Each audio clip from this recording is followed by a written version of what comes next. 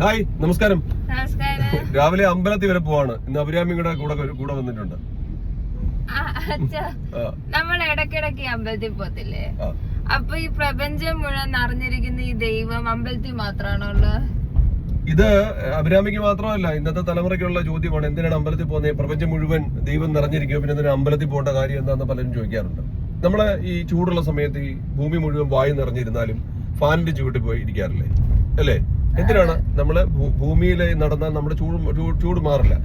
വായുവിനെ കൃത്യമായിട്ട് ഫോക്കസ് ചെയ്യുന്ന ഒരു ഉപാധിയുടെ മുമ്പിൽ നമ്മൾ പോയിരിക്കുമ്പോഴാണ് കാറ്റ് നമ്മളിലേക്ക് അടിക്കുന്നത്. മനസ്സിലായോ?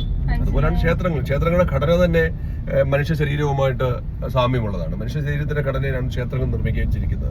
അത് ക്ഷേത്രത്തിനുള്ളിൽ, ശ്രീകോവിലിനുള്ളിൽ നമ്മളെ ദൈവത്തെ ഇരുത്തിയിട്ടുണ്ടോ അല്ലെങ്കിൽ അവിടെ ദൈവം ഉണ്ടോ എന്ന് ചോദിച്ചാൽ ഞാനില്ല എന്ന് പറയും. ഞാനൊരിക്കലും ക്ഷേത്രത്തിനുള്ളിൽ ശ്രീകോവിലിന്റെ മുമ്പിൽ ആ വിഗ്രഹത്തിൽ ദൈവത്തെ ഒന്നും കണ്ടിട്ടില്ല. പക്ഷേ ക്ഷേത്രത്തിന്റെ മുമ്പിൽ പോയി നിൽക്കുന്ന, ശ്രീകോവിലിന്റെ മുമ്പിൽ പോയി നിൽക്കുന്ന സമയത്ത് സ്വാഭാവികമായിട്ടും നമ്മുടെ ഉള്ളിൽ ഒരു തിരിച്ചറിവ് ഉണ്ടാകാറുണ്ട്. ക്ഷേത്രം എന്ന് പറയുന്നത് തന്നെ നമ്മളെ തിരിച്ചറിയാനുള്ള ഒരു കവാടമാണ്, അല്ലെങ്കിൽ നമ്മുടെ സംസ്കാരത്തിലേക്ക് തുറക്കുന്ന ഒരു കവാടമാണ് ക്ഷേത്രം എന്ന് പറയുന്നത്. ഈ പ്രദക്ഷിണം നോക്കിയിട്ടില്ലേ? ഈ പ്രദക്ഷിണം പല ദൈവങ്ങൾക്കും പല പ്രദക്ഷിണം എന്നൊക്കെ പറയാറുണ്ട്. എനിക്കതിലൊന്നും വിശ്വാസമില്ല. കാരണം എന്താണെന്ന് ചോദിച്ചാല്, പ്രദക്ഷിണം എന്ന് പറയുന്നത് ക്ഷേത്രത്തിനുള്ളിലേക്ക് കയറി ശ്രീകോവിലിന്റെ മുമ്പിൽ വിഗ്രഹത്തെ നോക്കി അല്ലെങ്കിൽ കണ്ണടച്ച് നിൽക്കുന്ന സമയത്ത് മനസ്സിൽ ഒരു ചിന്തയും പാടില്ല. അപ്പം മനസ്സിൽ ചിന്തകളോട് ക്ഷേത്രത്തിനുള്ളിലേക്ക് കയറുന്നതിന് മുമ്പ് നമ്മൾ പ്രദക്ഷിണം വെക്കണം. പ്രദക്ഷിണം വെക്കുന്നതോടൊപ്പം തന്നെ മനസ്സിലെ ചിന്തകളെ കളയണം.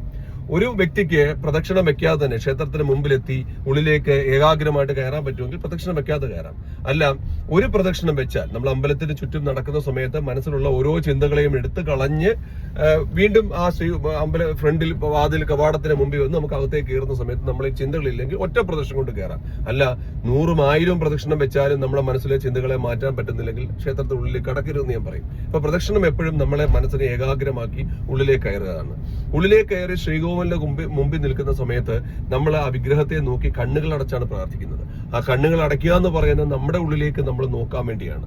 എല്ലാ പ്രശ്നങ്ങളും നടക്കുന്ന നമ്മുടെ ഉള്ളിലാണ്. എല്ലാ പ്രശ്നങ്ങൾക്കും പരിഹാരവും നമ്മുടെ ഉള്ളിലാണ്. ക്ഷേത്രങ്ങളുടെ മുമ്പിൽ നിൽക്കുമ്പോൾ നമ്മളെ തിരിച്ചറിയുകയാണ് ചെയ്യുന്നത്.